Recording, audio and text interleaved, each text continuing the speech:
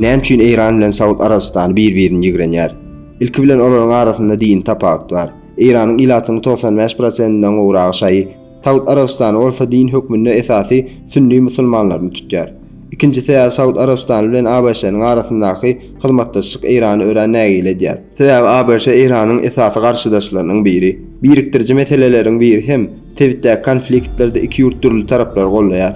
Mysal üçin Irakda, Siriýada we Ýemende türlü goşunlary hem de toparlar gollaýarlar. We her biri ýakyn günlerde öz täsirini artdyrmaga synanýar. Şu gün hem munyň mysal hökmünde Iran Ýemende hususi toparny gollaýan bolsa, Saud Arabistan resmi hökümeti gollaýar. Şeýle de ýalňyz şaryatlarynyň geçen möhüm ýollarynyň esasan Hormuz boğazy bilen Bab el-Mandeb boğazy ýaly strategik geçergeleriň gödäwçiligi bilen bagly meseleler bar. Esasan Bab el-Mandeb boğazyny hususi toparnyň sowda gemilerine edýän hüjümleri tebitdiň howpuny artdyrýar.